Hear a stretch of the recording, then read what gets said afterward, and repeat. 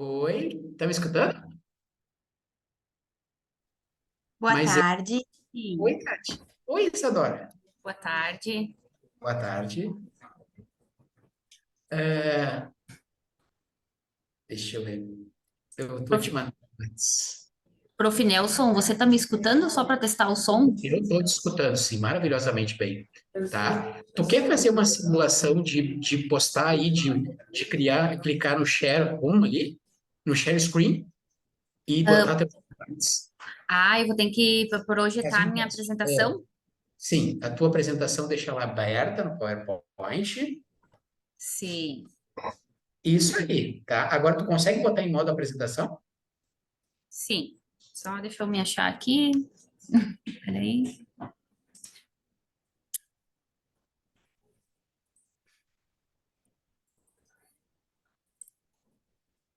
Só para te saber, Tati, todos já vão ter. Não, aí tu tá passando os slides, mas no modo normal, É, não. sim, eu já vou. É por isso que é bom entrar Aqui, um pouco antes. aqui, aqui foi. Isso. Pode tirar já, pode Ah, clicar tá. em Stop Share e cair fora daí. Só Stop para. share. Ok. Então, Tati, é isso. Na verdade, as pessoas que estão com a gente, elas já tiveram acesso ao teu vídeo e ao artigo, né? Ali na seção a gente vê todos os artigos que estão disponíveis e tem todos os vídeos para assistir. Ali onde entra para vir para cá, né? Tu clica em Uhum. Sim, sim, eu tô com a programação, tô aqui com o site aberto, tudo isso. acompanhando a programação. Oi, Erlane, a gente está aqui conversando, eu e a minha colega Tatiane, antes de começarmos. Pronto. Ah, é porque eu estou para ajudar vocês, aí eu queria, já vi que não vai precisar eu passar os vídeos, você vai pedir para os alunos passar, como é que vai ser a dinâmica? Oi? Porque eu estou aqui na sessão para ajudar vocês, né? O Tá moderador. bem, Erlane. Não, nós já conseguimos postar o slide, tudo direitinho, tá tudo certo. Ah, então eu posso ficar só acompanhando mesmo, né? Mas se precisar de ajuda, meu papel Ah, aqui é não, para ajudar mas vocês. Erlane, eu sou um apresentador, eu não sou, não Ah, estou fazendo nada aqui. Eu só estou, pronto. É eu e porque, Eu e a Tatiane. pronto. É porque os vídeos eu que vou passar. Eu achei estranho vocês botando os slides, é por isso que eu estou perguntando. Não, mas o slide é porque é da apresentação do nosso artigo, né? Não sei se pode usar ou não. Pode, é porque eu vou passar o próprio vídeo que vocês colocaram na. Lembra que vocês colocaram um vídeo? Ah, tu vai passar o vídeo? Aí eu vou passar o vídeo aqui. Daí já entra na discussão, então, Aí, depois. quando terminar, eu estou esperando só o moderador entrar, que eu pensei que era até você, que eu entrei rápido, que Uhum. eu acabei de sair de uma sessão, já estou entrando em outra, e a cabeça está voando, eu não olhei o nome. Tá bem, Aí o Erlane, tudo de moderador vai bom para nós decidir. aí, viu? Vai dar tudo certinho. Aí o moderador vai dizer se vai ser discutido após apresentar o vídeo ou se só no final, depois de apresentar todos os vídeos. Tá bem. Tati, então Certo? é mais simples ainda, viu? Então eu não vou precisar apresentar.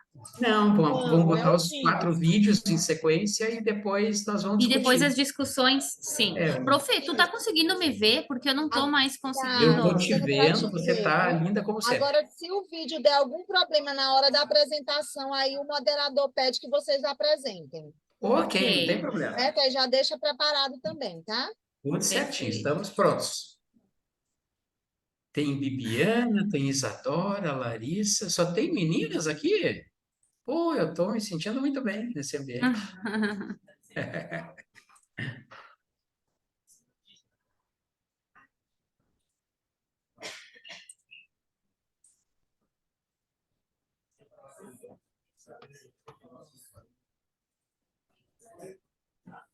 Tu já teve aquele papo legal com aquelas dois colegas teu? Ainda não. Fazer eles trabalhar a tarde inteira, né? Coitados. 11 horas já devia conversar, daí já Pois é. podem tirar uma soneca à tarde, né? Podiam. Sim. Prof, tu acabou não indo para São Paulo. Não, não, eu não pude. O ano que vem eu garanto que eu vou. Eu tô com muitas saudades. Eu ia todos os SEMEADs até a pandemia. SEMEAD, AMPAD, Ingema. uns eventos maravilhosos. O SEMEAD é o que eu mais gosto de todos os eventos. A organização pá, é muito legal.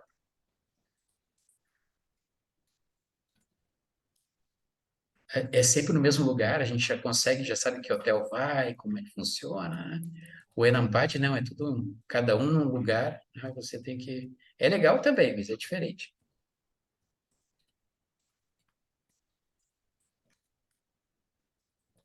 Muito bem, 4 minutos faltando.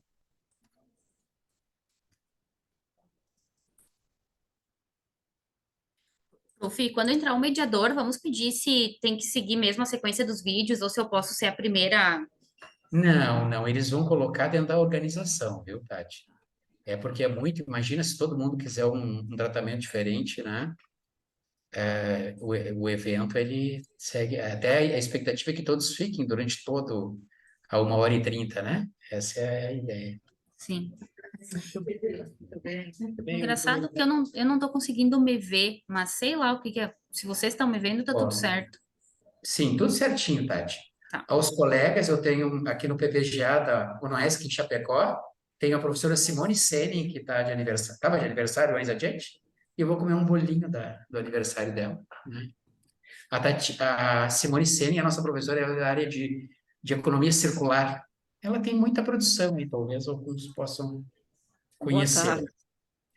Eu Boa tarde. estou me Estou vendo que já sentindo... está o chá com torradas aqui, né?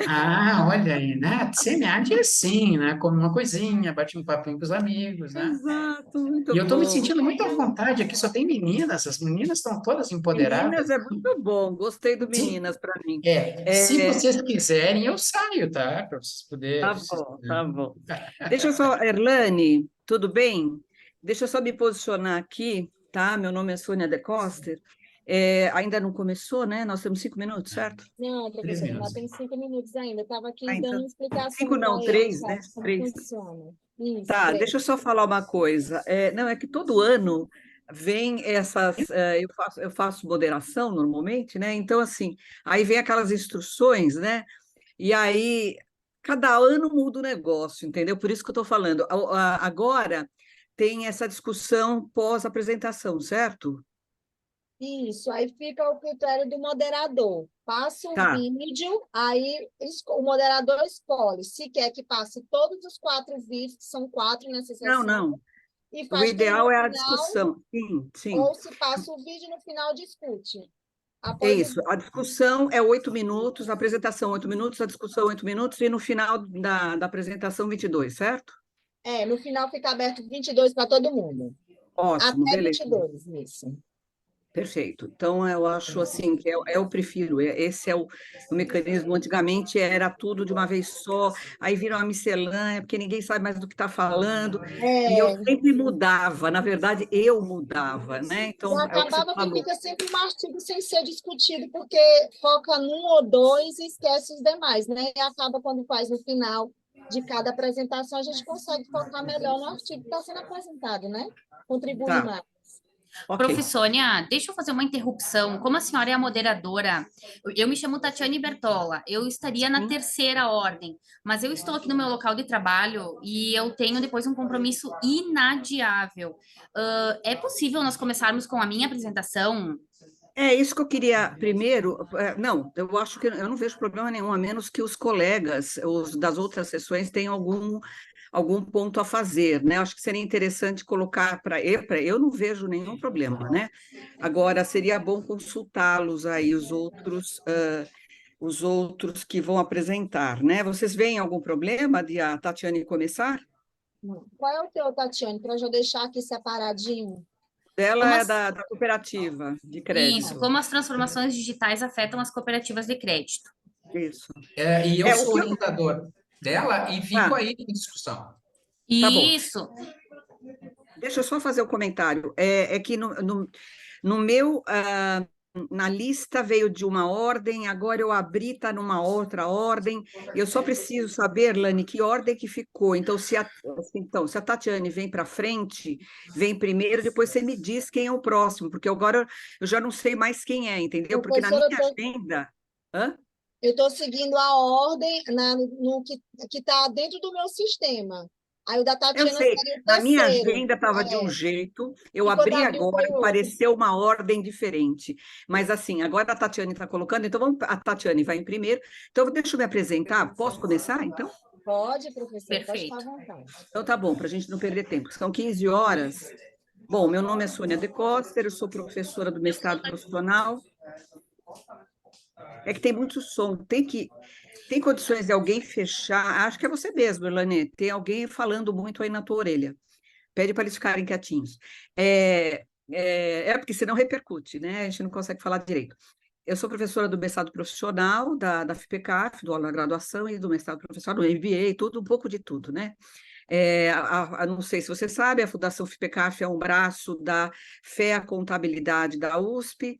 Então, eu sou oriunda da FEA, da administração, eu fiz doutorado, mestrado, a minha vida é muito em cima a minha área é TI, é tecnologia da informação, então eu faço o meu viés de tecnologia dentro da controladoria e finanças, né? Então, os meus temas são fintechs, startups, transformação digital, tudo isso que vocês estão falando aqui, eu tenho como pesquisa, ok?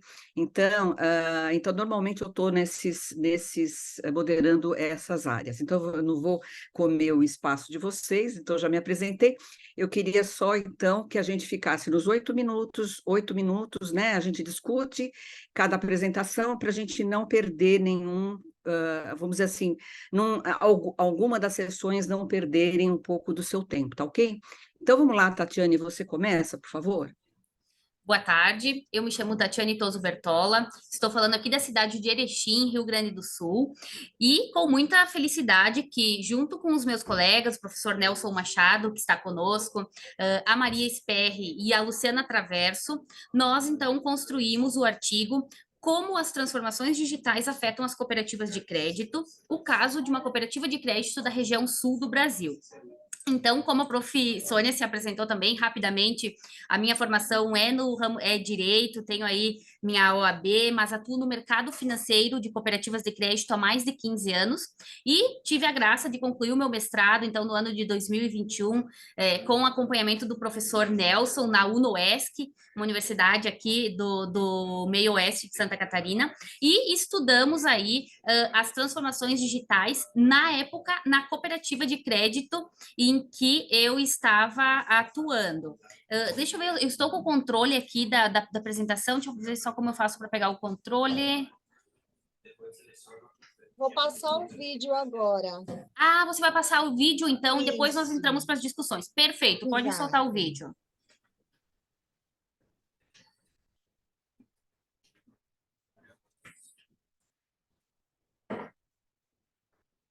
Estão vendo o vídeo direitinho? Eu não estou, aqui não está passando ainda o vídeo. Para mim, está aqui, normal. Para os outros Pra mim está também. ok? Tá normal, está passando Aqui tá normal. normal também. Ah, tá. Sou Tatiane Bertola e vou apresentar para vocês o artigo Como as transformações digitais afetam as cooperativas de crédito, o caso de uma cooperativa de crédito da região sul do Brasil.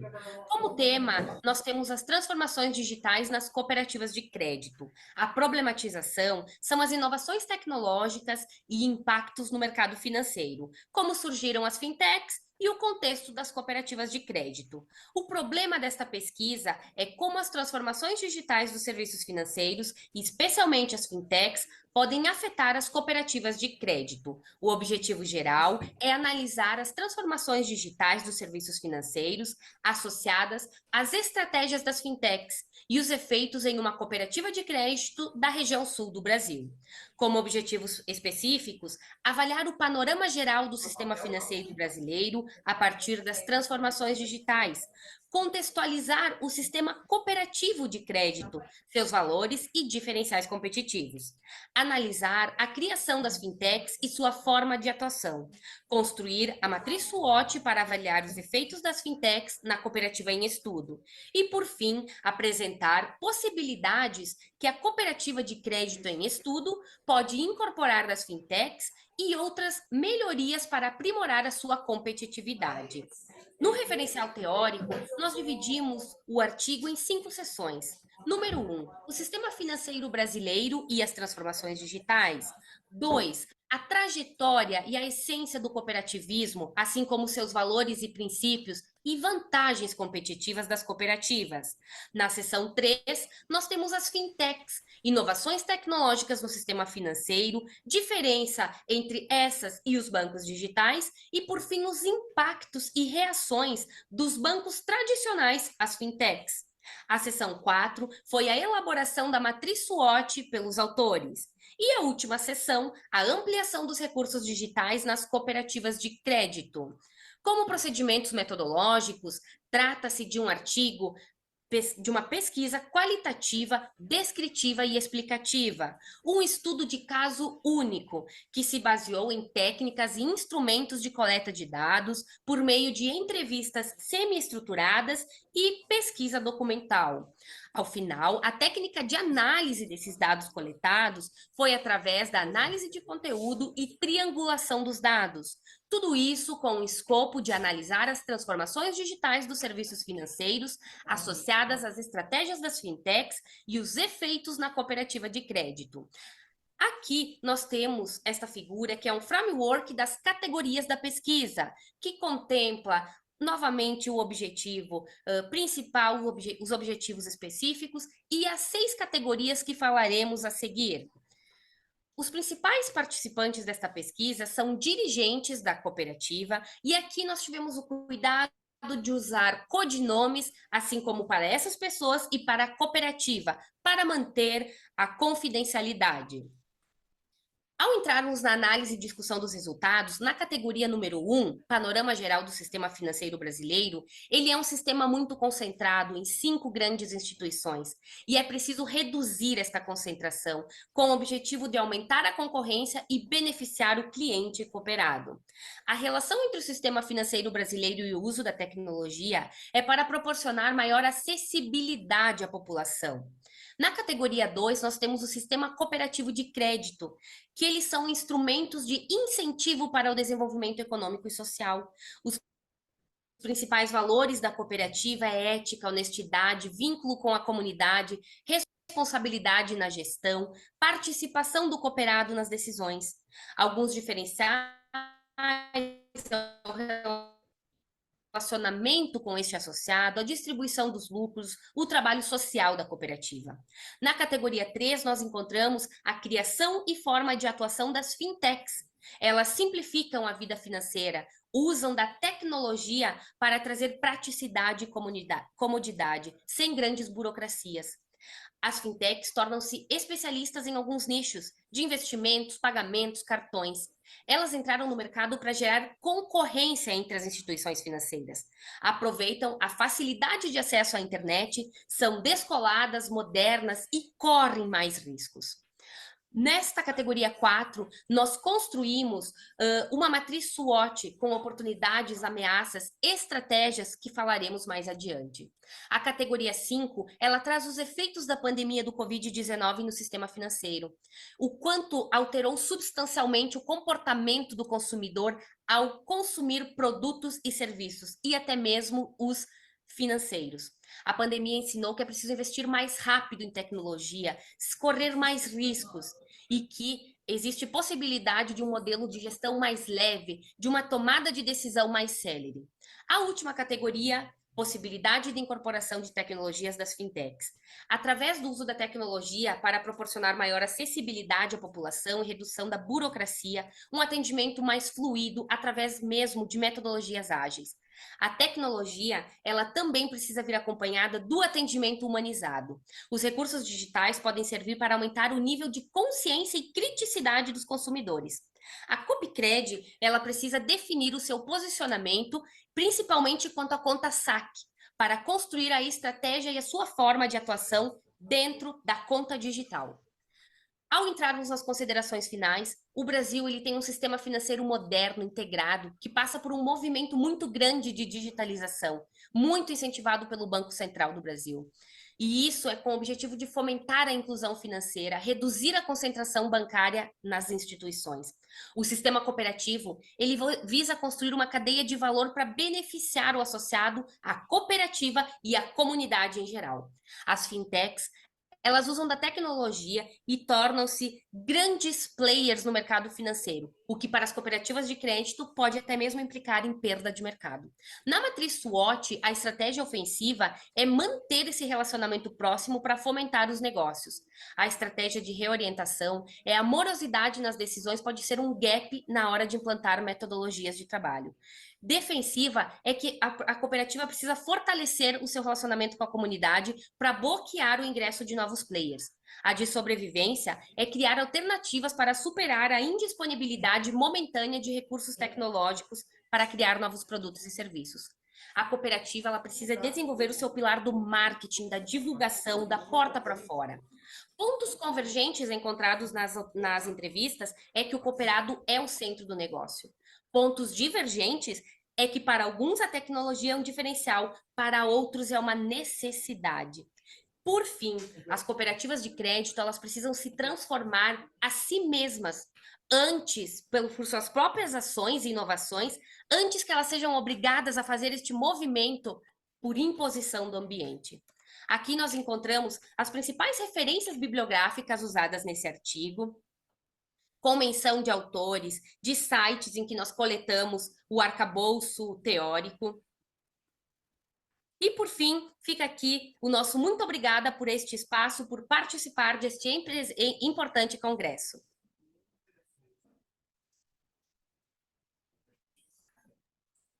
Levei um susto, cortaram você, Tatiane. Mas já estava no final mesmo, eu estava falando das referências bibliográficas.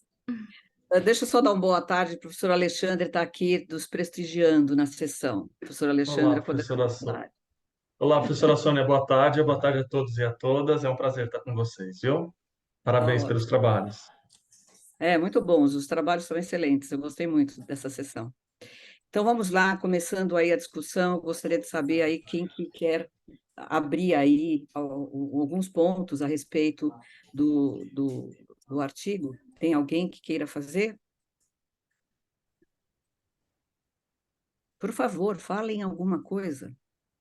Senão eu vou ter que falar, né? Boa tarde. Boa Eu tarde. gostaria de parabenizar inicialmente aí a autora aí do trabalho. Eu gostei bastante da excelência das estratégias criadas através da matriz SWOT. Eu acho assim que cooperativa ela é uma necessidade, a existência delas desde muito tempo é muito importante para o Brasil. E eu assim fiquei com os olhos brilhando com as estratégias criadas. Eu penso até que isso sai insight para um futuro estudo. Parabéns aí, gostei demais, viu, Tatiane? Obrigada, Rosane, para fazer um comentário, justamente, inclusive, numa outra avaliação que a gente teve, elas ainda podem ser mais elaboradas, as estratégias, porque elas ficaram um tanto sumarizadas, mas ainda dá para avançar na discussão em relação ao que está no artigo. Para uma publicação futura, a gente vai trabalhar melhor ainda essas estratégias, que são... existe uma dualidade entre uma cooperativa de crédito que é criada para atender uma região, ela tem um local de atuação e ela se aproxima da comunidade, ela vive na comunidade, mas a tecnologia chega e ela tem que estar com a tecnologia, até porque, em especial, o agricultor que antes odiava fazer qualquer coisa no computador, os jovens que estão à frente no mundo hoje do agronegócio também estão querendo essas facilidades, né? Então, esse é o grande desafio do sistema cooperativo de crédito brasileiro, que é muito bem estruturado, mas que tem que se desafiar aí para conseguir manter os seus clientes e conseguir fazer o trabalho muito sério que eles fazem, né, e que tem um resultado tão importante para o país. Professônia, você como uma expert no assunto, eu gostaria da tua opinião, porque quando eu entrevistei os principais dirigentes, quanto à tecnologia, eu pude observar opiniões diferentes. Uma opinião de um dirigente dizendo que ela é um diferencial, que a tecnologia é que vai se tornar um diferencial competitivo, e outro dizendo que é uma necessidade, que não tem nada de diferencial, que aquilo ali é um meio, que precisa dessas inovações, dessa tecnologia para a coisa acontecer. Qual é a tua opinião, prof? É um diferencial ou ela é uma necessidade? Eu diria que a diferenciação aí, vamos dizer assim, se há uma necessidade ou se um diferencial, é exatamente quando você vai analisar a conceituação de banco digital e fintech. Então, por exemplo, eu até ia colocar esse ponto, eu adorei o artigo, é muito, muito bom, eu acho que vocês utilizaram uma estratégia muito interessante para fazer uma análise. Eu já fiz, eu tenho um artigo publicado com um estudo de caso único em cima da PayPal, e que foi publicado em revista, e eu usei a estratégia do BMC, né, do Canvas, para fazer essa análise. E é interessante que vocês usaram, né, a SWOT, que é realmente uma outra estratégia muito mais antiga, né, e que é interessante fazer essa análise desses dois mundos. Agora, respondendo à sua pergunta, a diferença está, inclusive, no artigo, esse é o ponto aí, eu sou um pouco crica, né? Porque aí eu vou lá e vou nos pontos, no final eu adorei o artigo, mas eu só acho que vocês têm que rever um pouquinho as definições, porque, assim, banco digital é uma coisa e fintech é outra. Na realidade, o Nubank, por exemplo, ele já nasceu, ele hoje não é mais fintech, por exemplo, tá?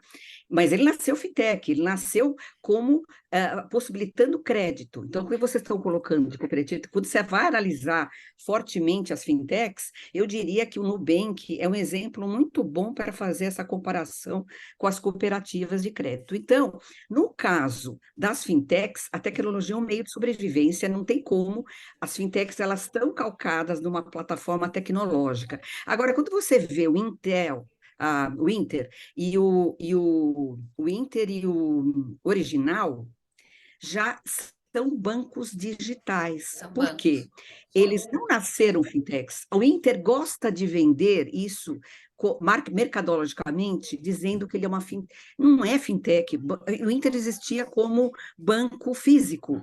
Aí eles criaram o Original, sim, ele nasceu digital, mas ele nunca foi fintech. Ele incorporou uma fintech, a PicPay, que no final vem aquela coisa, né? Eles compraram e agora está toda. Então, assim, a conceituação, você consegue conceituar isso diferente. Então, um fala de sobrevivência e o outro diferencial competitivo, porque o banco digital, no final, usa isso como diferencial competitivo e nunca como necessidade. Você concorda?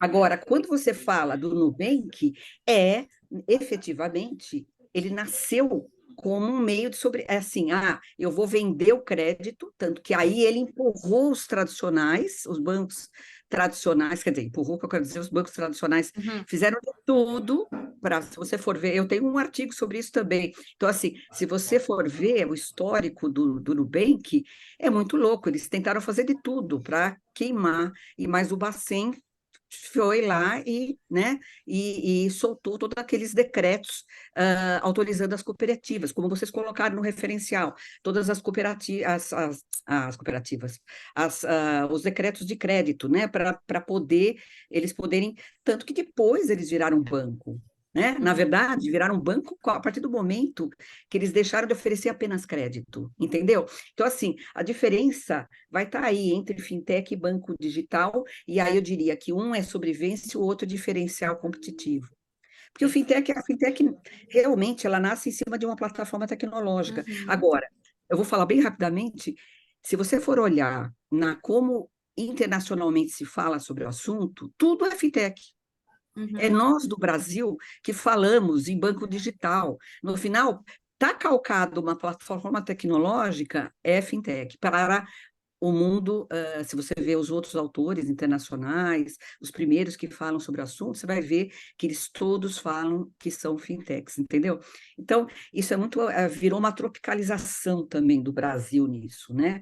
É interessante. O fintech, no final, ficou aliado à sobrevivência, a uma necessidade de pegar o pessoal desbancarizado, entendeu? Uhum. Então, é uma coisa um pouco por aí. Pode falar, professor? Professor Nelson. Sim, eu queria, justamente no artigo, a gente faz essa distinção, porque está na literatura entre o que é a fintech e o que é o banco digital. O banco digital, muitos são comerciais, e Isso. eles atuam em vários mercados, né? Mas a Vários fintech canais, vários vários canais, canais, né? vários canais. Mas as fintechs nós pegamos como pano de fundo porque foi essas empresas que surgiram oferecendo coisas inovadoras, pautado na tecnologia, que bagunçaram a comunidade dos bancos comerciais tradicionais. Então, a Isso, fintech, ela vem com essa pegada e isso.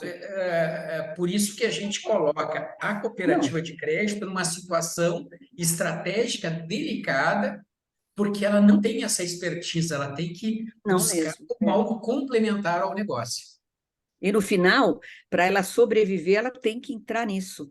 Se ela não E entrar, eles sabem disso, viu? A gente eles falou com sabem a disso, cúpula né? toda do banco, eles têm uma clareza muito grande. O que não tem, eles até têm uma parceria com o Tecnopuc, que fez um sistema para eles, o que a gente chamou de, como é que a gente chamou?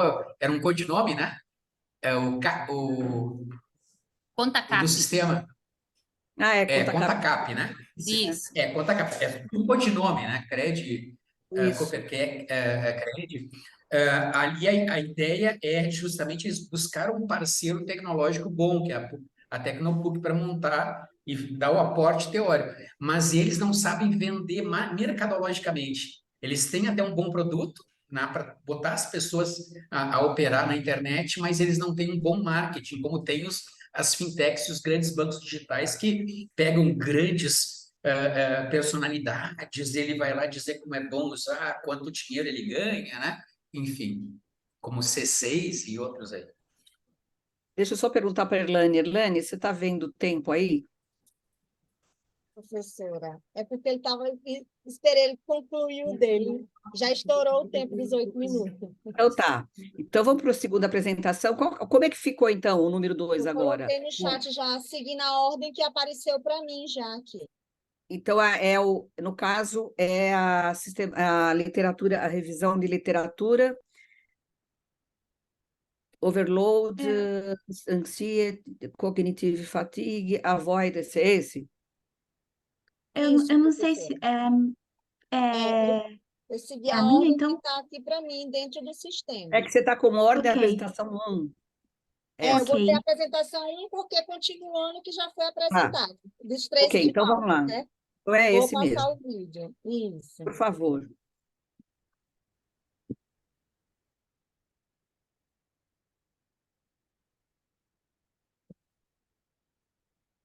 Olá, meu nome é Bibiana. Hoje eu vou apresentar os resultados de uma revisão sistemática da literatura e de uma proposição de modelo de pesquisa sobre a sobrecarga cognitiva, ansiedade e fadiga cognitiva, comportamento de evitação e alfabetização em dados no contexto de Big Data. Artigo esse que é oriundo da minha tese de doutorado e é orientado, então, pelo professor Antônio Massada. O nosso estudo concentra-se na perspectiva do fator humano inserida no contexto de Big Data. E a gente parte do pressuposto de que, sem uma compreensão profunda dos fatores que afetam o comportamento humano no uso de Big Data, é difícil maximizar o potencial dos dados para os negócios. E sob essa perspectiva do indivíduo nesse contexto, a gente ressalta algumas evidências trazidas pela Click e pela Century, no qual 74% dos profissionais entrevistados sentem-se sobrecarregados ao trabalhar com dados, além de frustrados e exaustos. 36% passam pelo menos 1 hora por semana procrastinando suas tarefas relacionadas aos dados. 36% preferem métodos alternativos para realizar suas tarefas ao invés de utilizar os dados. 14% optam por evitar completamente tarefas relacionadas a dados. E apenas 21% sentem-se totalmente confiantes na sua capacidade de ler, compreender, questionar e trabalhar com dados. Como uma breve contextualização das temáticas do nosso estudo, a gente tem que o grande volume, variedade e velocidade dos dados podem exceder a capacidade cognitiva do indivíduo. O Big Data ele pode ser preocupante e estressante para o indivíduo, além de envolver uma percepção de ameaça. Além disso, requer a utilização de um alto nível de atenção por um período prolongado, esgotando os recursos do indivíduo. Assim como a hesitação, a resistência ou a relutância em utilizar dados para tomar decisões ou para realizar suas tarefas pode ser uma forma de enfrentamento do indivíduo a situações estressantes como as elencadas anteriormente. Além disso, a gente tem que saber filtrar e processar criticamente os dados necessários é um fator decisivo, considerando desafios de ordem cognitiva, afetiva e comportamental. No entanto, a gente identificou que a literatura de Big Data carece de estudos sobre como os indivíduos percebem, reagem e lidam com a abundância de dados. Além disso, a sobrecarga cognitiva, a ansiedade, a fadiga cognitiva e o comportamento de evitação são fenômenos amplamente estudados em relação à informação, mas pouco no contexto de dados. Assim como a literatura em alfabetização em dados concentra-se nas áreas de educação e biblioteconomia, com poucos estudos na área de conhecimento da administração e dos sistemas de informação. Nosso objetivo foi analisar como a literatura de administração e sistemas de informação tem investigado as relações entre a sobrecarga, ansiedade, fadiga, comportamento de evitação e alfabetização para desenvolver um modelo preliminar de pesquisa no contexto de Big Data a ser testado em estudos futuros. Como método, a gente desenvolveu uma revisão sistemática da literatura seguindo o modelo Prisma nas bases de dados da Scopus e da Web of Science. O processo, então, de busca e seleção resultou em 93 artigos para análise. Como resultado, a gente verificou que a maioria desses 93 artigos foi publicada nos últimos 5 anos e a gente identificou então um destaque para o periódico Information Process Management e para o autor William Zhang. Identificamos um predomínio de estudos empíricos de abordagem quantitativa com o método Survey e a técnica de análise de dados de modelagem de equações estruturais, utilizando mínimos quadrados parciais. Nós identificamos 334 palavras-chave diferentes, mas apenas 38 foram utilizadas em mais de um artigo. No entanto, a gente pode verificar que os fenômenos de interesse foram estudados majoritariamente no que diz respeito à informação, às mídias sociais, às tecnologias digitais, a notícias e à saúde ou à pandemia de Covid-19. Isso é, entre as palavras mais frequentes não havia nenhuma relacionada a dados ou a Big Data. Na verdade, apenas 5 artigos dentre os 93 analisados investigaram os fenômenos de interesse relacionados com o contexto de dados ou com o contexto de Big Data. Outro resultado é que, além de ser a palavra-chave mais frequente, a sobrecarga de informação é a palavra-chave mais central, ou seja, ela conecta as demais. Assim, ao analisar como os artigos discutiram, propuseram e ou constataram as relações entre as variáveis de interesse deste estudo, nós identificamos 9 associações diferentes.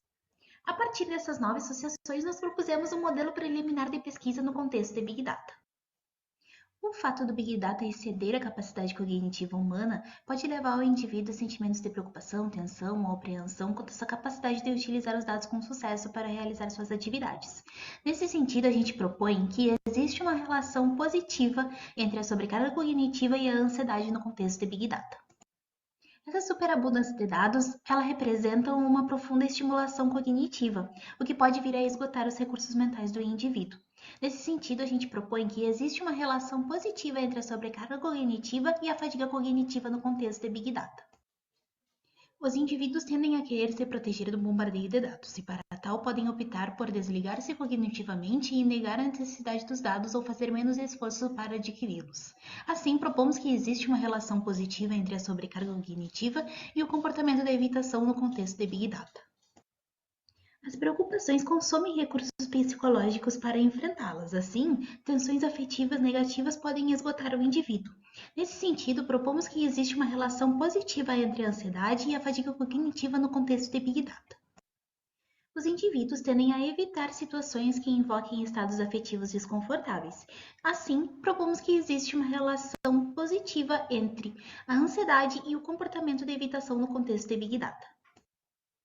Na medida em que os indivíduos se sentem esgotados após despender muito esforço cognitivo, eles tendem a distanciar-se das demandas como uma válvula de escape. Portanto, propomos que existe uma relação positiva entre a fadiga cognitiva e o comportamento de evitação no contexto de Big Data. A capacidade de lidar de forma eficaz e autossuficiente com os dados pode protegê-lo contra a sobrecarga cognitiva e suas implicações. Sendo assim, propomos que existe uma relação inversa entre a alfabetização em dados e a sobrecarga cognitiva no contexto de Big Data. Quanto menor o nível de alfabetização em dados do indivíduo, provavelmente se sentirá pressões cognitivas e afetivas ao deparar-se com a abundância de dados. Nesse sentido, propomos que existe uma relação inversa entre a alfabetização em dados e a ansiedade no contexto de Big Data. Indivíduos alfabetizados em dados tendem a enfrentar situações de estresse agindo sobre o problema ao invés de procurar uma válvula de escape. Assim, propomos que existe uma relação inversa entre a alfabetização em dados e o comportamento de evitação no contexto de Big Data. A gente pode concluir que há poucos estudos que investigam as relações entre a sobrecarga cognitiva, a ansiedade, a fadiga cognitiva, a evitação e a alfabetização em dados no contexto de Big Data.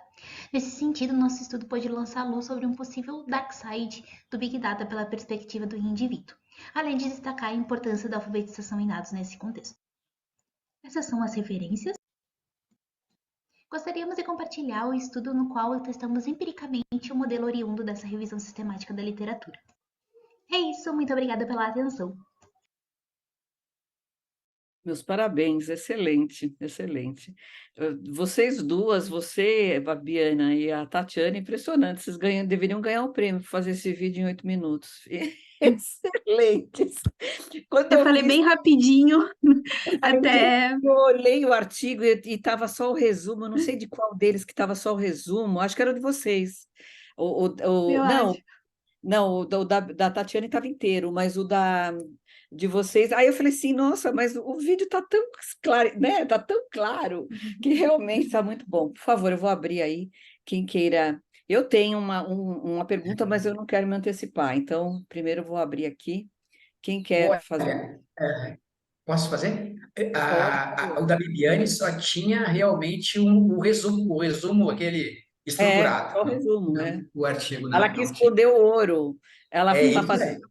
para a gente ler lá o artigo que É, foi e publicado. tem mais um que também dá só o resumo, né? Mas, Bibiane, essa expressão alfabetização em Big Data, porque né, ele é um termo da literatura, porque não é muito, eu achei interessante, né, a ideia da evitação, né, das pessoas circularem e evitarem ao máximo ter que enfrentar um volume muito grande de dados, porque a gente sabe que o ser humano, de maneira geral, ele já tem uma racionalidade limitada, né, de lidar né, normalmente, por isso que a gente escolhe poucos indicadores, né, para as nossas decisões e não fica imerso, né?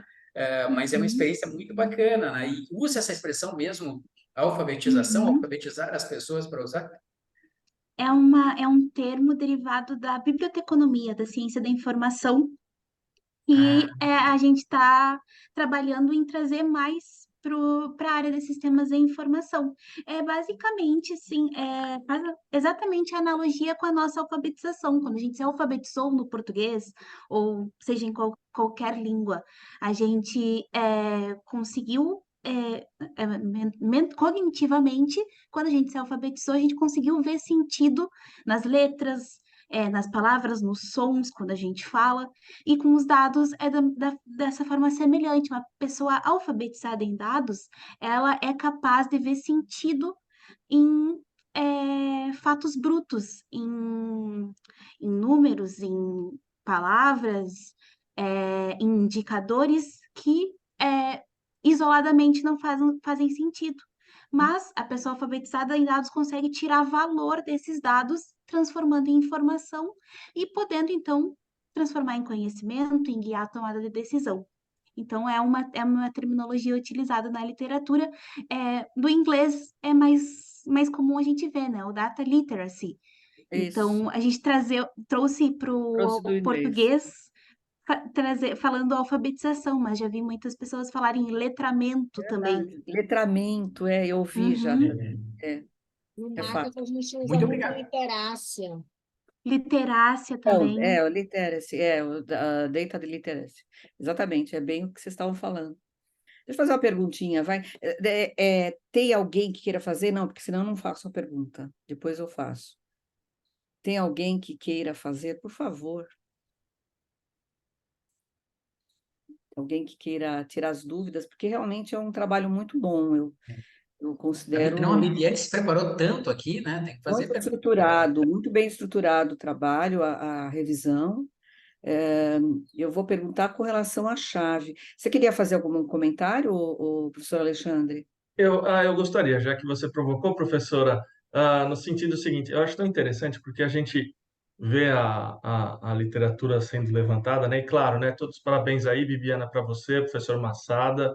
A gente já Professor se fala de Massada, outros, eu falei, eu sou professor Massada, tá atrás, né? Muito bom. a gente se fala de outros carnavais aí de pesquisa, né? Então, assim, é muito bom ver o resultado da sua pesquisa avançando.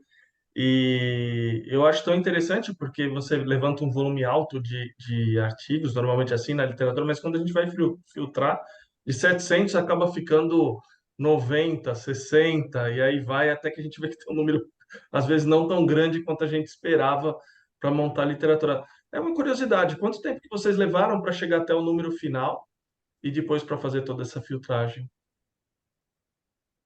Agora é que faz um certo tempo que eu já realizei esse procedimento. Foi a parte inicial do desenvolvimento da minha tese, eu já estou mais na parte final.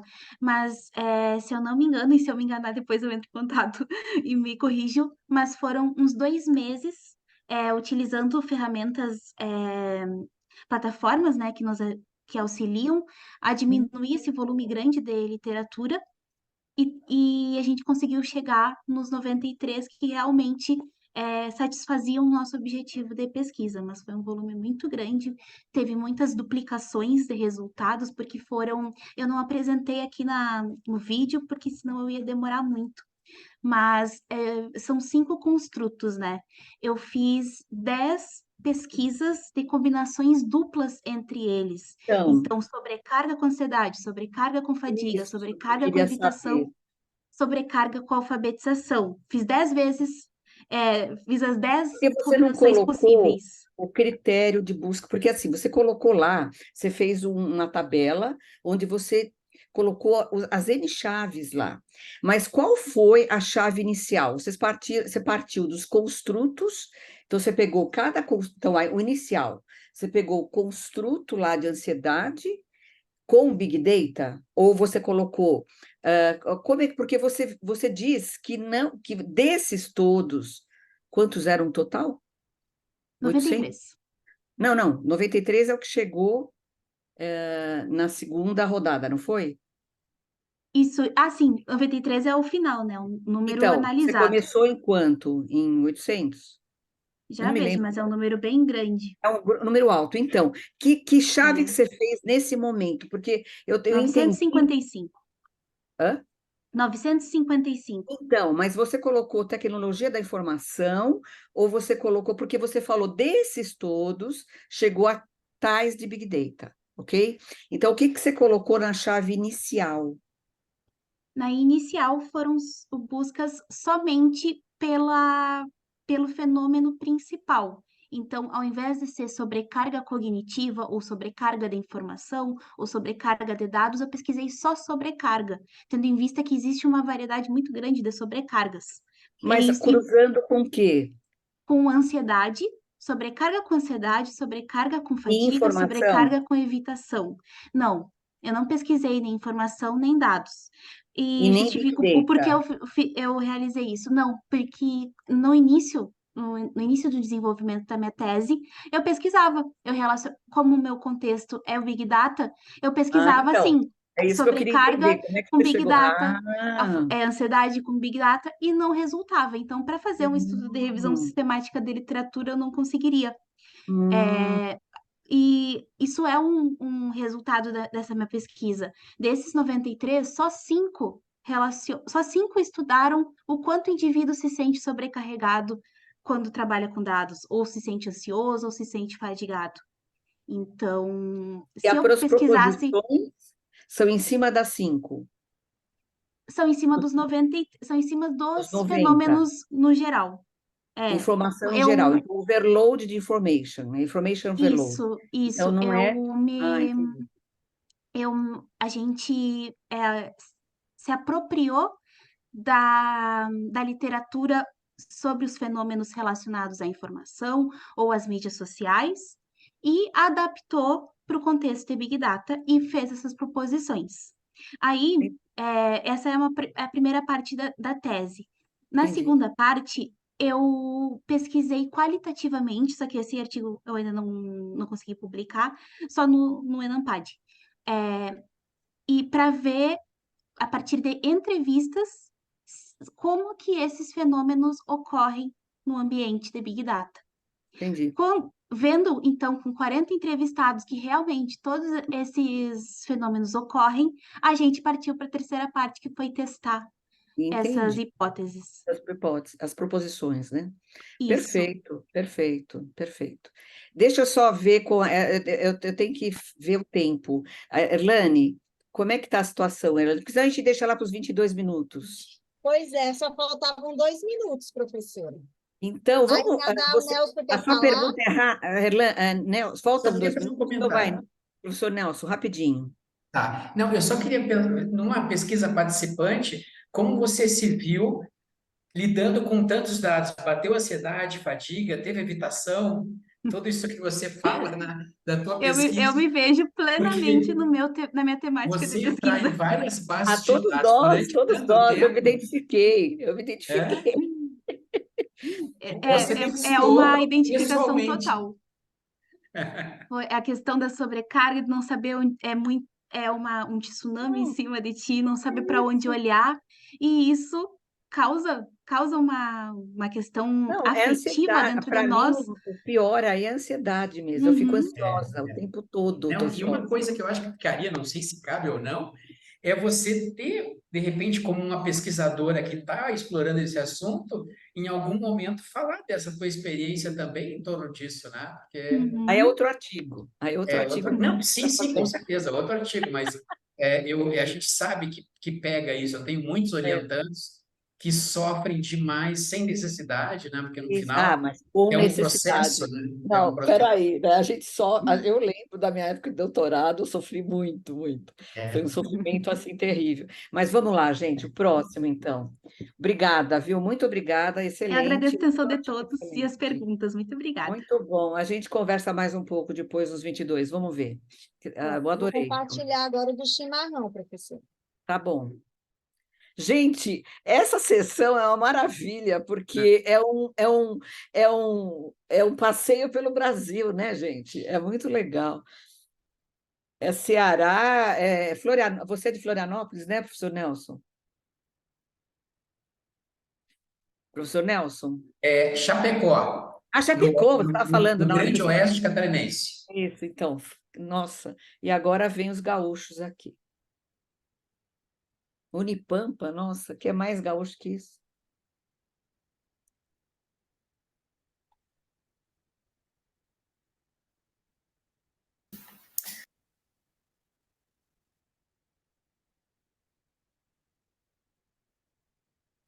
Olá, nós somos mestrandas do PPGA da Unipampa, do campus Santana do Livramento, e o título do nosso trabalho é Além do chimarrão, a influência da FOMO, medo de ficar de fora, no consumo conspícuo dos gaúchos. Para contextualizar, nós trouxemos um conceito sobre o aumento do avanço tecnológico, que afetou de forma significativa a população, causando cada vez mais a dependência dos usuários de dispositivos, como os smartphones, que oferecem diversas funcionalidades. De acordo com Freire, isso impulsiona o consumo, e conforme Castro e demais autores, o excesso, né, desses dispositivos afeta o comportamento. Portanto, é crucial investigar a influência da FOMO no consumo conspícuo. O problema de pesquisa desse estudo é qual é a influência da FOMO no consumo conspícuo dos gaúchos.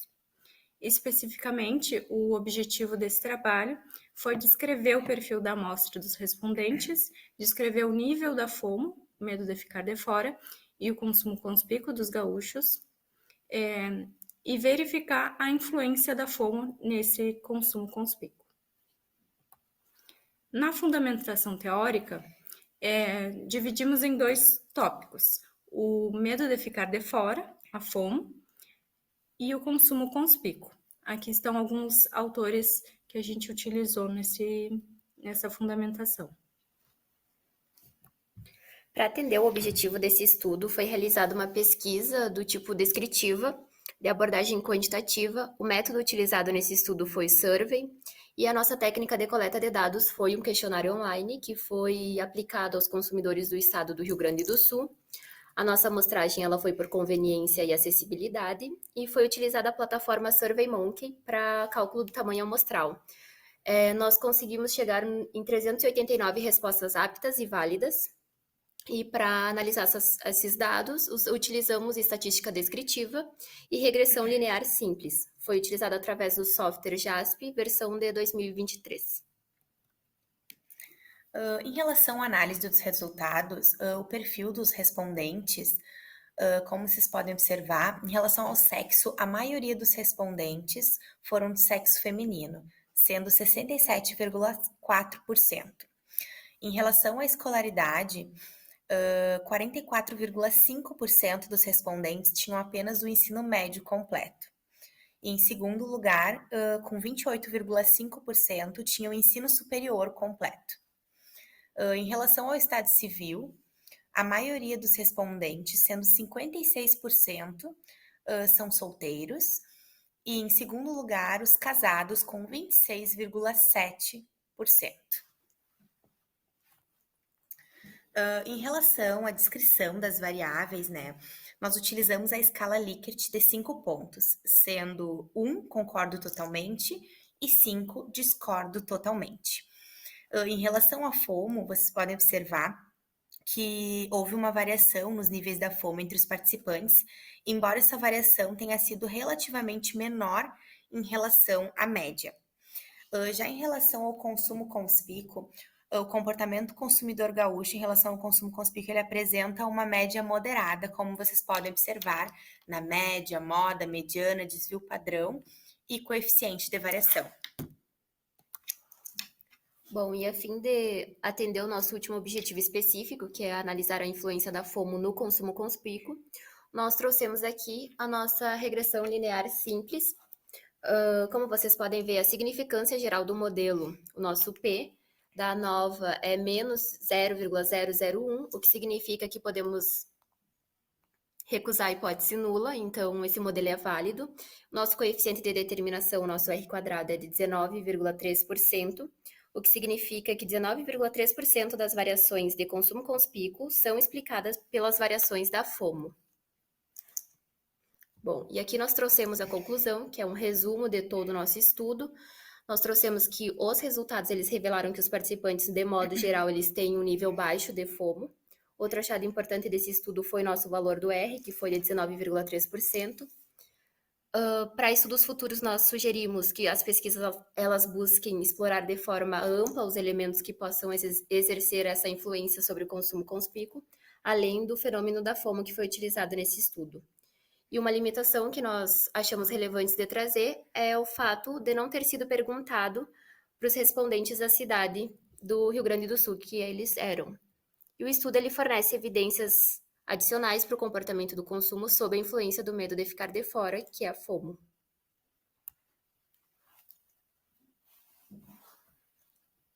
Ok.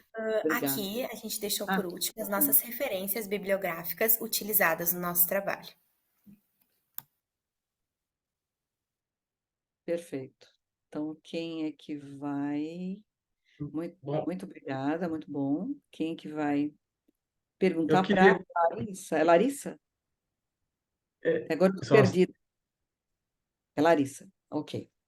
Então vamos lá, professora, se eu puder iniciar, Por então, favor, por favor. na verdade seria só novamente transmitir os meus parabéns às autoras, e informar que esse trabalho ele foi o trabalho selecionado para a sessão Sapiens, que foi feita hoje de manhã, junto com a Que professora legal. Natália, né? E Ah, foram dadas várias contribuições aí para as meninas, para as pesquisadoras. Então, novamente retransmito os meus parabéns, mas eu não vou falar mais nada sobre o trabalho, porque eu acho que eu falei bastante na manhã, então eu vou deixar para a audiência também junto com a poxa, moderadora.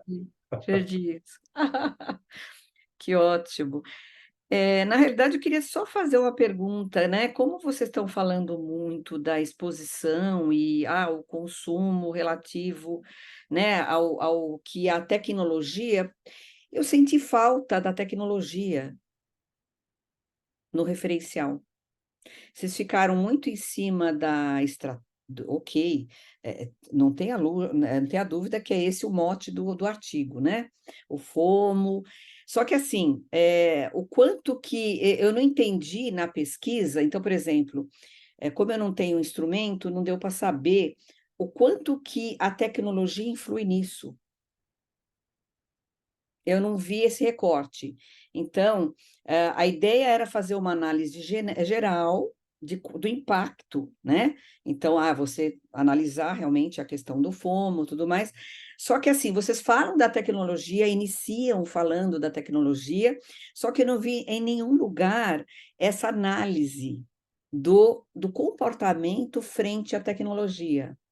Não sei se você está me entendendo. Ainda mais porque está numa sessão, né, relativa aos aspectos comportamentais da tecnologia. Vocês falam, mas eu não vi isso em nenhum lugar depois. Eu estou dando uma de, né, advogada do diabo aqui, desculpa, tá? Mas é que realmente eu estava assim, aí eu fui com sede para saber se vocês estavam apresentando isso no resultado, e não apareceu.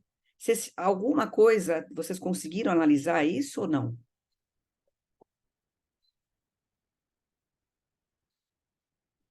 Tá mudo.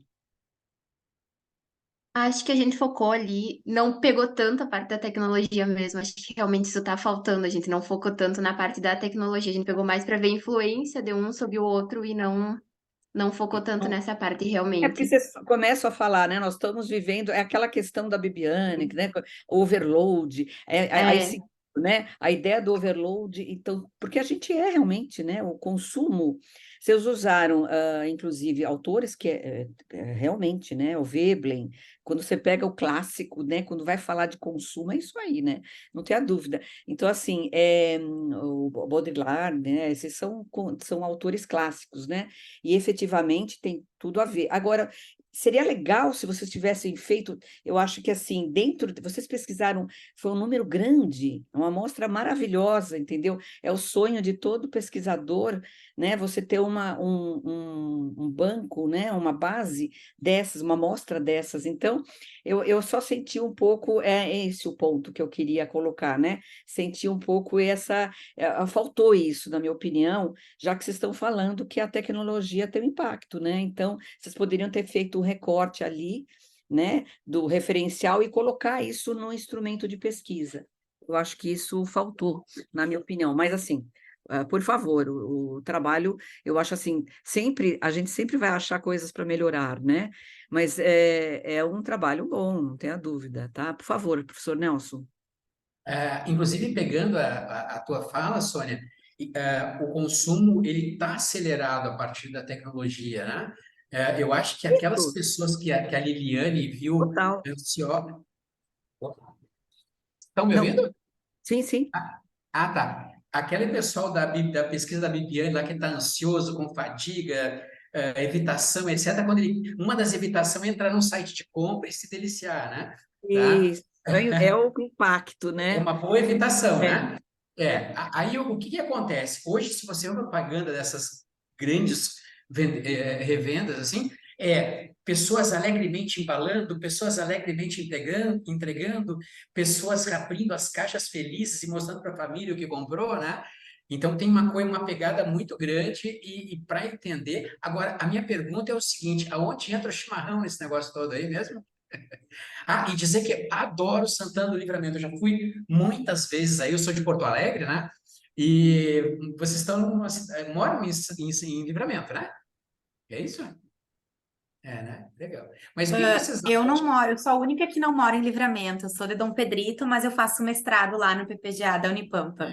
Legal, aquela fronteira aberta lá é muito bacana. Legal.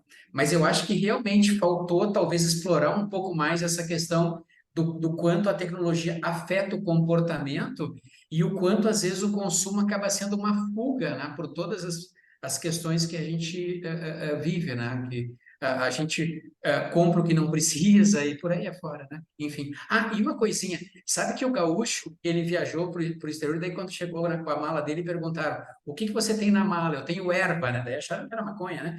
E daí diz assim, e que mais? Ah, do lado da erva tem uma bomba, daí, pô, tocou todas as luzinhas lá porque tinha uma bomba na mala, né? Mas era uma bomba de chimarrão. Bem isso, é bem isso. Tá bom, Brincadeira. então, Ok, muito perfeito, bacana o trabalho pessoal. de vocês. Muito bom, obrigada. Eu acho que realmente a gente está tendo aí visão aí, várias visões, né? Muito interessante. Os trabalhos são muito interessantes, sem dúvida alguma. Então, já que já teve uma sessão Sapiens, inclusive não dá nem para ficar falando muito sobre ele, né? Eu acho que já tiveram essa batina aí, né? Então vamos lá, na Sônia, próxima. eu gostaria, em nome das meninas, de lhe agradecer pelas contribuições sobre as tecnologias. A gente vai repensar, viu? Não, é porque realmente eu fiquei assim, eu achei super bem estruturado, bonitinho. Assim, eu diria, eu faria mais técnicas ali, tá? Eu, como uma matemática, eu utilizaria metodologias, não só uma regressão simples, né? Então, daria para fazer uns trabalhos legais com essa amostra, né? Aí aquela sede, sabe, de pegar um banco desses e trabalhar. Mas, assim, eu acho que no contexto geral, tá?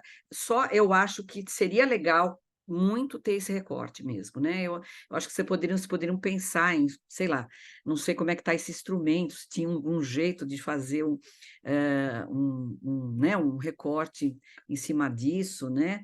Mas se não foi realmente esse objetivo inicial, então fica difícil. Seria um objetivo secundário, né? É isso que eu gostaria de deixar claro, né? Mas parabéns, viu? Vamos para o próximo, então, Erlane, por Muito favor. obrigada. Pronto, eu vou Imagina de compartilhar a nada. tela do último artigo.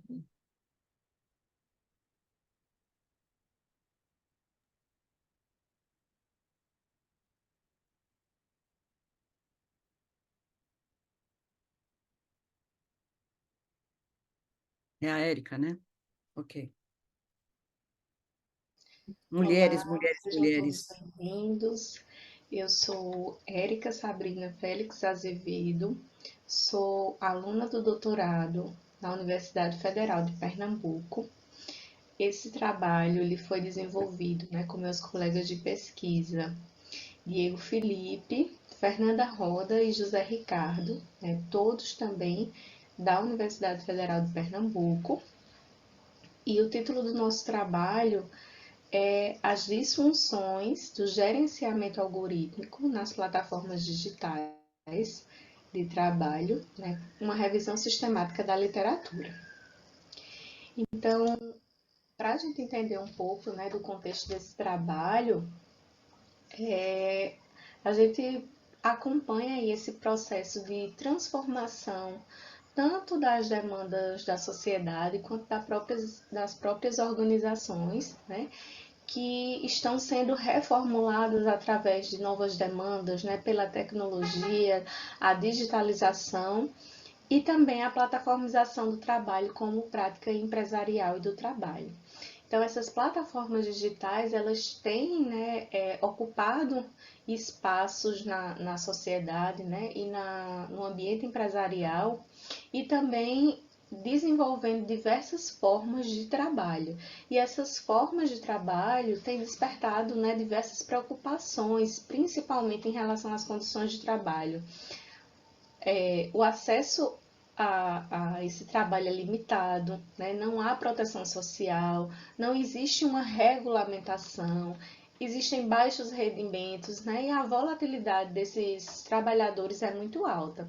Então, a gente vê aí um cenário de trabalho em plataformas digitais muito trazendo as características e os efeitos da precarização. Então, a partir disso, o objetivo do nosso trabalho é identificar quais são esses principais problemas, quais são os principais problemas das condições de trabalho geradas pela gestão algorítmica.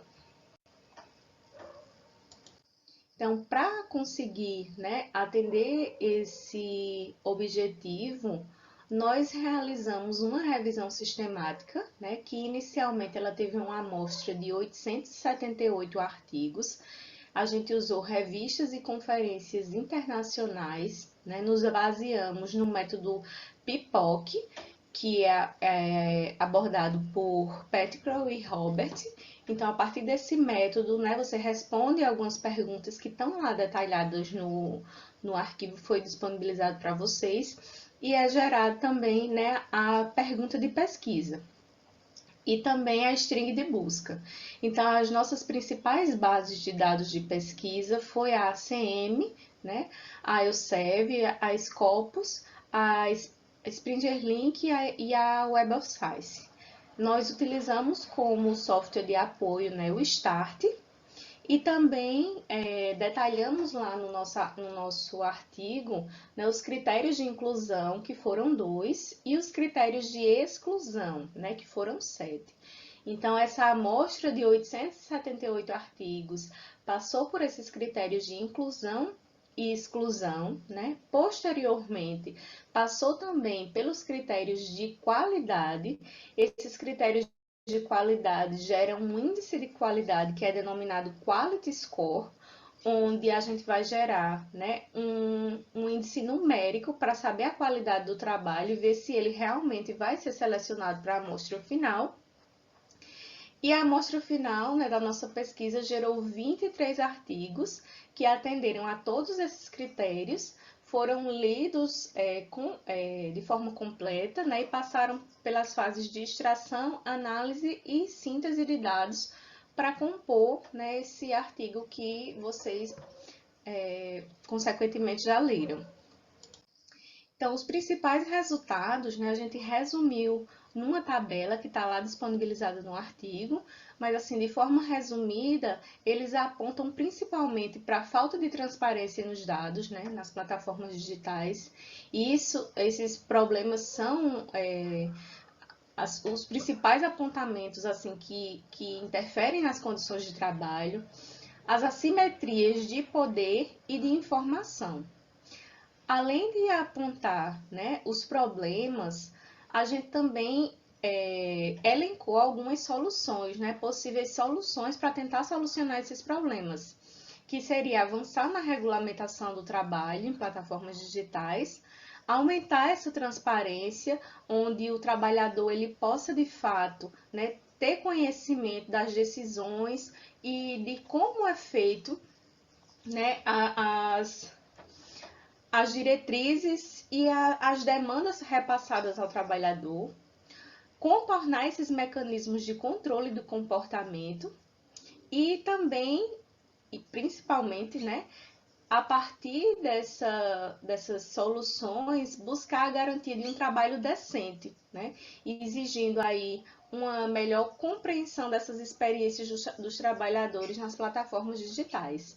Então, as principais motivações e oportunidades, né, e desafios desses setores passam aí não só pelos contextos locais e nacionais, né, mas a nível mundial. E isso vem trazendo preocupações a todos os trabalhadores que podem, de fato, se beneficiar, né, dessas possíveis soluções. Então, esse artigo ele fornece, né, diversos insights sobre essa aplicação empírica do estudo relacionado às condições de trabalho em plataformas digitais e a melhoria aí no uso dessa gestão algorítmica. E a gente conseguiu, né, identificar esses principais problemas, conseguiu elencar essas prováveis soluções para as condições de trabalho dos trabalhadores e também o estabelecimento da justiça social como algo que deve, de fato, ser considerado e levar uma atenção a mais, né? Assim como a luta pelo trabalho digno, né? O trabalho decente vai ajudar não só os trabalhadores, né, mas toda a cadeia de gestão de recursos humanos, todas as organizações envolvidas a promover um trabalho de qualidade, né, que de fato possa dar uma maior proteção e segurança a esse trabalhador, que consequentemente, né, vai responder com um trabalho, né, mais constante, né, mais gratificante, onde ele de fato se sinta bem e tenha, né, uma elevação aí nos seus índices de qualidade de vida. Então, aqui eu trouxe algumas das referências bibliográficas que a gente usou, né? Qualquer dúvida, perguntas sobre o nosso trabalho, eu estou à disposição. O arquivo ele foi disponibilizado em inglês, mas aí a gente pode esclarecer qualquer dúvida, né? E até mais. Tchau, tchau. Muito bom. Obrigada pela apresentação, Érica. Vou abrir aqui. Quem queira fazer algumas perguntas, por favor, a respeito do impacto das plataformas, né, digitais no trabalho. Efetivamente, a gente tem muitos impactos. Tem alguém que queira fazer algum questionamento?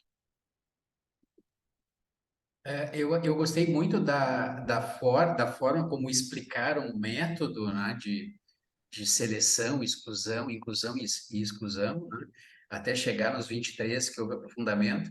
E o que eu mais achei interessante é as conexões entre os quatro trabalhos, né? Alguns mais, alguns menos, mas todos nessa linha da tecnologia, em certos momentos com uma facilidade enorme e em certos momentos como mexendo com comportamentos e com a vida das pessoas, né? E eu acho que isso é um mote aí de pesquisa, né, por Muito muito, bom, né? muito tempo. Érica, deixa eu fazer uma perguntinha. A busca, de novo, né? Como é uma revisão de literatura, qual busca inicial? Nós utilizamos o método. Vocês estão me ouvindo? Tô. Nós utilizamos, né, como eu falei na apresentação, o método PIPOC. Então, a partir desse método, a gente responde inicialmente 4 perguntas, que é sobre a população, intervenção, comparação, resultados e contexto. Então, a partir do momento que você responde essas perguntas sobre o seu tema de pesquisa, são geradas, né, palavras-chave e também a possível pergunta de pesquisa, né? Então, juntando a pergunta de pesquisa com essas respostas, a gente gera uma string de busca que ela é usada nas bases de dados que nós usamos, né, para buscar os artigos. Então, a mesma string de busca foi usada em todas as bases e cada base gerou resultados e o total, né, da amostra foi 878. Aí eles foram passando por diversos processos, então foi uma amostra muito grande. Esse processo precisou ser feito por pares para exatamente a gente perder algum viés. Então, inicialmente, os artigos foram selecionados, né, pelo título, resumo, palavras-chave, e aplicando após a identificação, né, nesses quesitos, a gente parte para a leitura completa e começa a aplicar os critérios de inclusão e exclusão. Então, esses critérios vão desde saber se esse artigo foi revisado por pares, né, se ele é publicado numa revista relevante. Então, o Quality Score, né, que é uma equação, ele vai denominar, né, um número para dizer se realmente esses artigos eles têm qualidade, né? Então eles são pontuados, né, de 1 a 0. Então é 1 quando ele atinge a todos os critérios, meio ponto quando a descrição é parcial, quando os critérios são parcialmente atendidos, e 0 quando não há nenhum tipo de atendimento a esses critérios. Então, a gente transfere esses critérios de inclusão, exclusão e de qualidade para essa equação, né, para poder gerar a amostra final dos artigos a serem analisados.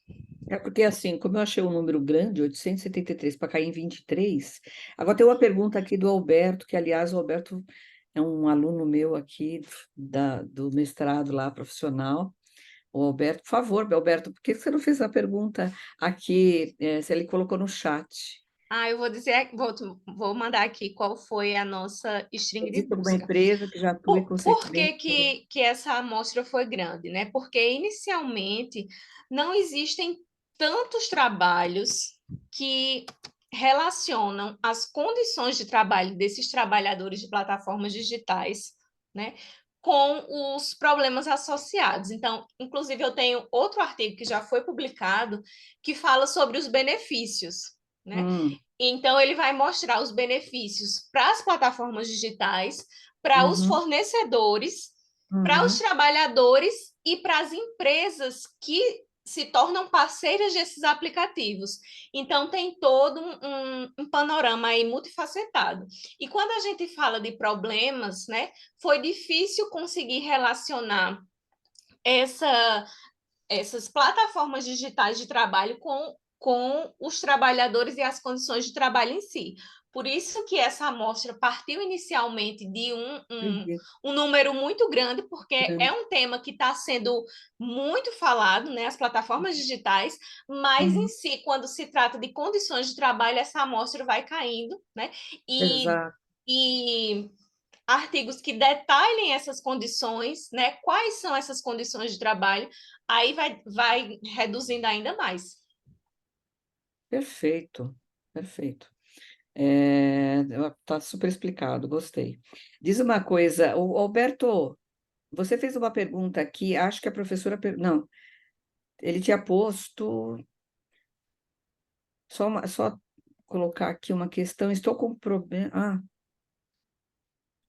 não, ele tinha feito... Existe alguma empresa que já atua conscientemente? Você falou com relação a qual artigo isso? Podendo ser benchmarking? Alberto, Eu você está acho que é esse mesmo, é o da Érica. É o da Érica, né? Se na literatura que ela Está tendo consultou, problema alguma internet. Ele está tendo problema de internet. Na literatura que eu consultei, né, nesses artigos que foram consultados, não aparece. Mas, recentemente, a gente tem uma plataforma nova, né, que foi, inclusive, avaliada pelo projeto Firework, agora em outubro, que foi a plataforma digital que não tem as melhores, né? Não tem todas as condições de trabalho necessárias para um trabalho decente, mas é a melhor avaliada entre todas que existem, que é o APP Justo. Né? Então, as demandas são mais equilibradas, as condições são melhores, e até mesmo em relação a pagamentos e a forma como o gerenciamento algoritmo impacta, né, o comportamento desses trabalhadores. Perfeito. Era uma dúvida, também que era uma curiosidade que eu tinha, né? Qual era os... Porque sempre cai na história do iFood, né? É sempre assim, o iFood é o que leva a chibatada de tudo, né? O Rappi, né? Rappi, devia ser Rap, né? Mas é Rappi, né? Então, assim, todos esses levam a...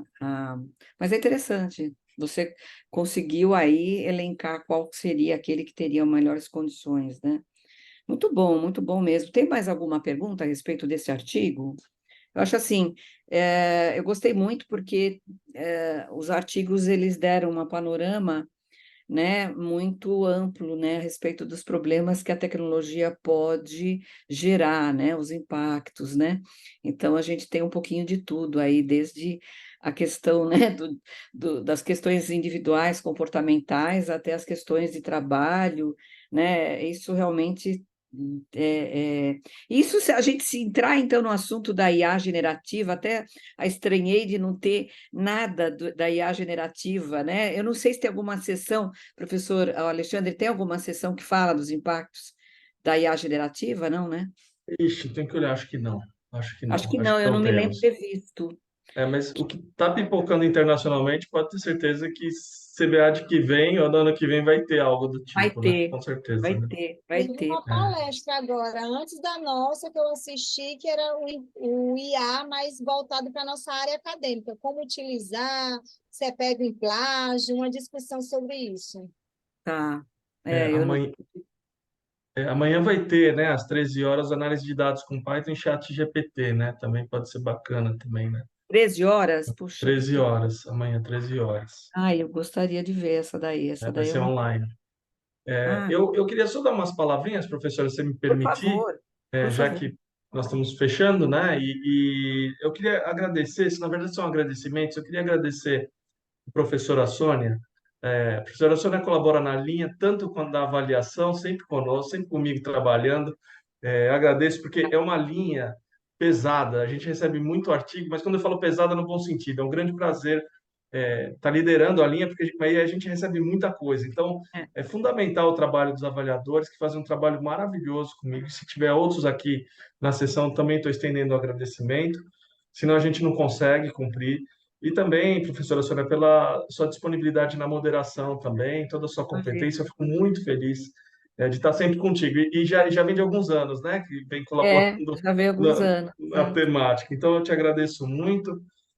Queria dar os parabéns e agradecer aos pesquisadores e às pesquisadoras também pela submissão dos trabalhos nas linhas. Então, e estendo o convite para que o ano que vem a gente veja a continuidade das pesquisas, todas elas muito boas, e é uma temática variada, como a professora colocou, então a gente vê bastante coisa de temas das pesquisas em si na linha, então é muito bacana. E convidar também a todos nessa corrente aí de avaliação, né, desse trabalho da linha. Então, o SEMEAD que vem sempre abre para quem quiser trabalhar, né, na linha especificamente, estão todos convidados, né, de participar, e fiquem à vontade para me contatar também. Eu vou colocar o e-mail no chat, mas eu queria agradecer a todos também e parabenizar novamente todo mundo pelos trabalhos apresentados. Muito obrigado. Imagina, que isso. Obrigada. Eu que agradeço aí, inclusive, de fazer parte. Eu gosto muito dessa área. Eu comecei, na verdade, nessa área, sabe, gente? Então, assim, a minha dissertação de mestrado, olha o nome da dissertação de mestrado: Aspectos Sociais e Comportamentais no Uso de Sistemas IRP, lá em 2005. Na verdade, eu fui defender em 2008. Mas, assim, é um assunto que eu amo, né? Quando eu falo de a parte de social e comportamental, né? No uso da tecnologia. E na época ainda era muito forte essa coisa do impacto dos sistemas RP, e eu usei atributos de poder, na verdade, foram poder, controle, e que eram, né, são atributos que sempre, né, a gente utiliza, né, essa questão do empowerment, né, inclusive, que era muito claro, né, nos sistemas RP. E aí eu descobri outros atributos e eu usei, inclusive, a teoria do Foucault. Então, em cima disso, então ficou muito, eu diria que foi assim um impacto.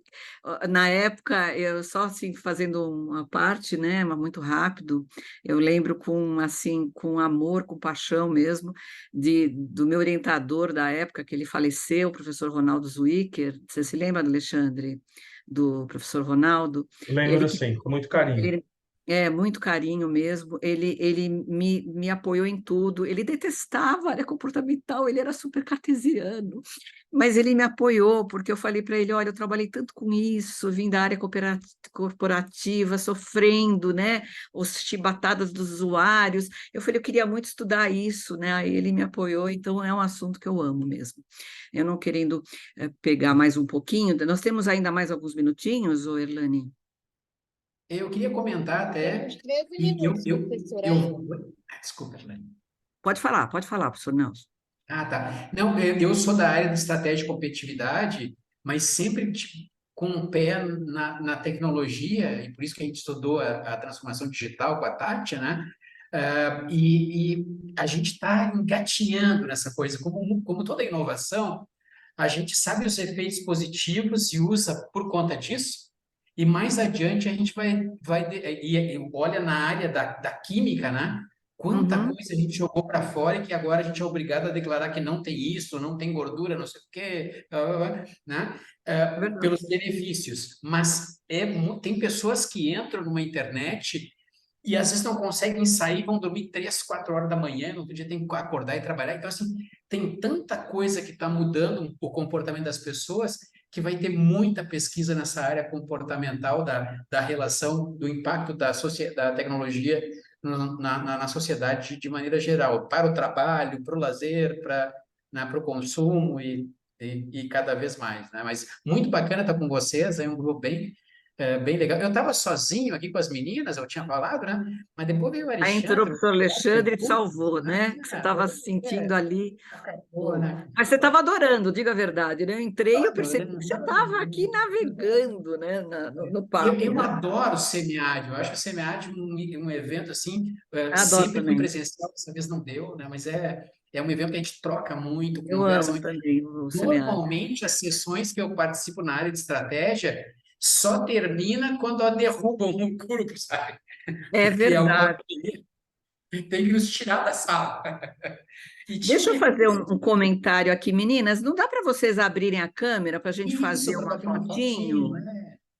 Não, Essas e a meninas Érica, eu fiquei em fecham, a dúvida. Larissa, são todas tão bonitas. Vamos aparecer Isso. aí, gente. Né? A Érica, eu pensei que ela O tinha medo Alberto não quer saber de aparecer, né, Alberto? Meu aluno do mestrado lá da FPCAF. Alberto, aparece aí. Né? Você também é um representante né, da ala masculina aqui. A Maria Ele não Vitória, quer nossa aparecer. aluna aqui também. É, Érica, eu fiquei com medo que você estava com. Não, eu pensei que tu estava com medo de alguma represália porque tinha uma tarja no teu rosto, no teu vídeo. Uma tarja exata. preta. É bem isso, né? Eu não estou conseguindo abrir a câmera, só um pouquinho que eu vou mexer nas configurações aqui. Ah, por favor, dá uns minutinhos. A gente Isso dá uns aí. minutinhos. É tão legal quando a gente, né, faz A esse Maria momento. Vitória foi minha aluna bolsista de graduação e agora ela está na Federal, na Tecnológica do Paraná, fazendo mestrado, né?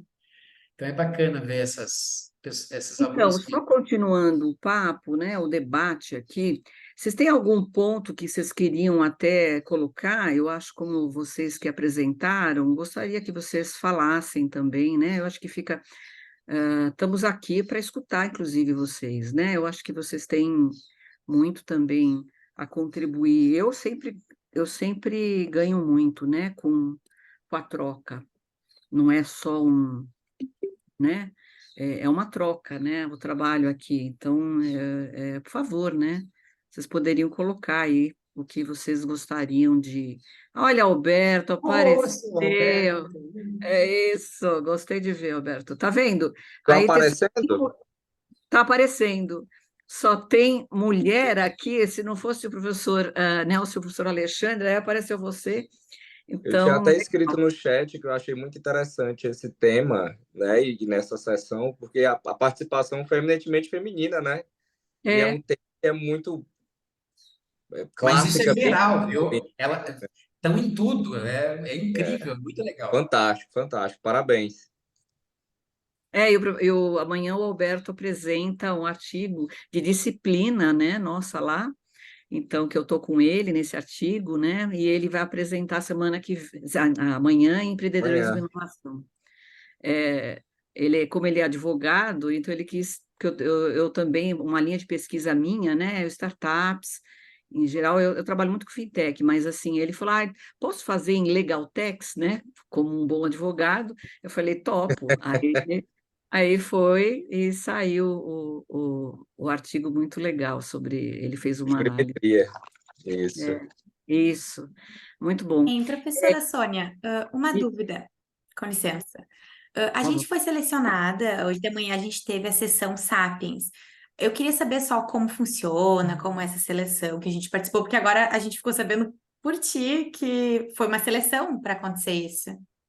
O professor Como é que Alexandre, funciona? o professor Alexandre que vai falar sobre isso, então, por favor, professor. Vamos lá, desculpa, picotou aqui para mim. Podia repetir a pergunta? Claro, Picotou para mim. vocês comentaram mais cedo, né? A gente teve a sessão hoje de manhã, a sessão Sapiens, e a gente gostaria de saber como que funciona essa seleção, se tem alguma outra etapa, alguma coisa. Tá bom, essa é uma ótima pergunta. E eu lamento em responder que eu não sei como é que funciona no seguinte sentido. Ela aparece para mim o artigo que foi selecionado. Eu acho que é o professor Gilberto, talvez, que coloque, que é o coordenador da área, que selecione. Pode Mas ser. ele, assim, ele não passa por mim, por exemplo, entendeu? O que passa por mim, eu recebo o artigo, claro, e depois eu faço a atribuição das moderações e do pesquisador sênior, né, quem tem a disponibilidade. Mas, de verdade, não chega para mim como que é feita essa seleção. Essa é uma ótima pergunta. Eu vou levantar com o professor Gilberto, que eles devem ter. Eu acho que deve ser a coordenação da área que determina os artigos Sapiens? Ótima pergunta, mas eu não, de fato, eu não sei. Peço desculpas. Porque realmente Também eu não sabia quem que estava fazendo essa coordenação. Achei que era você, viu, Alexandre? Achei que era você. Eu sou Quando o ele- líder da linha, né? Mas, assim, É, seria interessante se eu, de fato, pudesse fazer essa seleção do artigo, né? Mas, de fato, vem para mim só. Então, assim, de fato, eu não sei. Não sei se é sorteio, por exemplo, né? Eu vou confirmar isso daí, tá de bom? repente é sorteio, né? Exatamente. De repente é sorteio, Tá bem, obrigada. imagina. Por favor, algum comentário? Só Né? agradecer, Liliana. Oi? Não, porque Só assim, agradecer essas experiências. não, porque assim, as pesquisas, elas têm metodologias distintas, né? Então, a gente viu aqui. Eu queria colocar, quando a gente fala de estudo de caso único, né? Eu fui muito malhada, né? Na verdade, malhada não, né? Eu fui preparada quando eu fui fazer o doutorado, quando eu apresentei a tese do doutorado, eu fiz um estudo de caso único, que é uma coisa que o pessoal critica muito, né, internacionalmente falando. Eles criticam a questão do estudo de caso único, né, de não ter a suficiente embasamento, né, para você chegar a conclusões. Só que aí, qual é a justificativa? Então, é isso que eu queria colocar para vocês. Para a publicação, acho que é muito bom você justificar com propriedade a singularidade do estudo de caso, quando é único, tá? Porque senão vocês não conseguem publicar, tá? Por mais que esteja bem estruturado e tudo mais. Porque escolher uma empresa por si só não é suficiente para um estudo de caso único. É uma cooperativa de crédito, por exemplo, né? Estou pegando o exemplo da cooperativa de crédito que eu lembrei agora. Mas, assim, para publicação, é bom que vocês coloquem todas as razões para ter escolhido aquela cooperativa. Eu, por exemplo, na tese, eu fui preparada porque era uma empresa líder de mercado. Tanto minha dissertação minha tese, quanto o meu artigo da PayPal, eu justifiquei que eram líderes, né? Então, no caso da tese, eu apresentei uma empresa que era líder em patentes, porque foi em cima de inovação, tá? Então, em patentes. Então, aí, efetivamente, o estudo de caso único, ele está, apesar do IN, lá tem uma série, né? Quando você segue o IN, então você tem lá todos os... Só que, assim, é bom colocar, se vocês querem publicar, colocar esta singularidade da escolha, né? Da escolha de empresa e tudo mais. Eu estou apenas dando uma sugestão. Por favor, professor. E, Sônia, a questão que tu levanta, eu sou professor eu trabalho em estratégia com prática social e leciono análise qualitativa de dados no doutorado. E o que acontece? Você, quando vai fazer revisão sistemática de literatura, pauta em estudos de caso. Porque se você tem na literatura alguns casos em torno do que tu está pesquisando, você tem uma base para dizer que tu não está com o teu caso só, né, para lidar com a Sem literatura. dúvida. Então, mas é colocar todas essas justificativas. Claro, E usar, inclusive, você tem lá o Robert Stoker, que fala muito da questão do estudo de caso único. Por favor, professor Alexandre, que levantou a mão aqui. Não, é só a respeito lá da questão que me colocaram, eu estou perguntando para o coordenador da área, tá? O professor Gilberto. Então, assim, se alguém quiser depois, eu não sei se ele vai me responder agora isso daí, mas quem quiser saber essa resposta, pode me enviar um e-mail que eu dou o retorno disso daí quando eu tiver informação, tá bom? Só isso daí, obrigado. Tá bem, obrigada. Eu vou enviar o e-mail. Imprimindo a tela. Quando aparece o pessoal aberto aqui, eu estou imprimindo a tela aqui, entendeu? Quando as meninas aparecem todas lindinhas aqui, aí lá vou eu e imprimo a tela, né? Não, mas é assim, o estudo de caso único, eu acho que é um ponto muito importante para a gente, né? Metodologia é um negócio complicado, né? E mais uma questão, Sônia, que eu colocaria, eu faço estudo de caso, 1, 2, 3, depois eu escrevo alguma coisa sobre todos eles comparativamente, ou seja, Tu não pode querer fazer uma tese sobre um estudo de caso único, né? Então, você pode chegar a grão teoria, construir teoria a Não, partir mas de... é que assim, eu usei na tese o estudo de caso único, não era só simplesmente, eu fiz triangulação mesmo, triangulação de métodos. Eu fiz análise de discurso e fiz uma survey com equações diferenciais da...